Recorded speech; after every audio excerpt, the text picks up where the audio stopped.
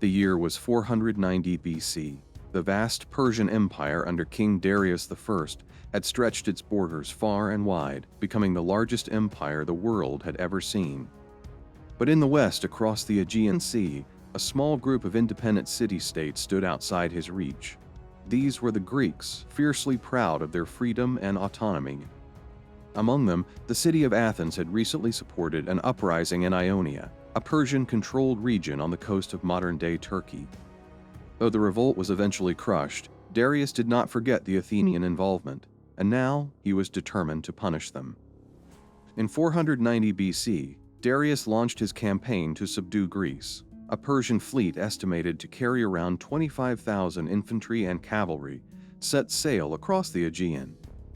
Their goal was to make an example of Athens and to expand Persian influence into mainland Greece. After a brief stop in Eretria, where the city was sacked and burned, the Persians crossed to the coast of Attica and landed at a wide plain near the town of Marathon, about 26 miles northeast of Athens. The Athenians understood the gravity of the threat. Though vastly outnumbered, they decided to confront the Persians head-on. Athens managed to muster around 9,000 citizen soldiers, known as Hoplites, heavily armored infantrymen who fought in tight formations called phalanxes. They were joined by around 1,000 warriors from Plataea, a small city that had allied itself with Athens. Together, they marched to Marathon. At this point, the Athenians faced a crucial decision. The Persian force was larger, better supplied, and included cavalry, which the Greeks feared could break their lines. Some in Athens argued for delay or even surrender, but the general Miltiades, who had lived in the Persian Empire and knew its strengths and weaknesses, urged immediate action. He believed that a swift and bold attack could catch the Persians off guard. At dawn, the Greek army formed up for battle.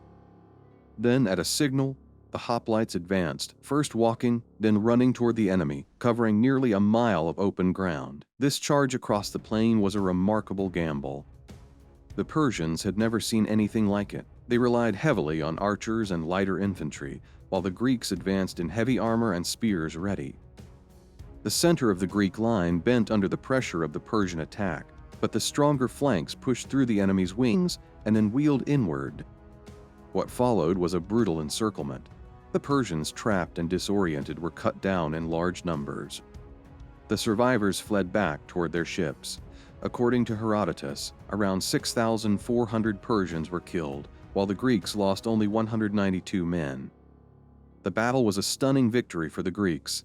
Against overwhelming odds, they had defeated one of the mightiest armies in the known world.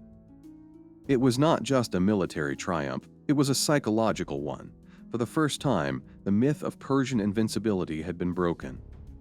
In the aftermath, legend says that a messenger named Pheidippides ran from the battlefield to Athens to announce the victory, collapsing and dying after delivering the news. While this tale is more symbolic than literal, it inspired the modern marathon race, named after this pivotal moment in history. Battle of Marathon marked the beginning of a long conflict between Greece and Persia, a conflict that would continue with the famous battles of Thermopylae, Salamis, and Plataea in the years to come.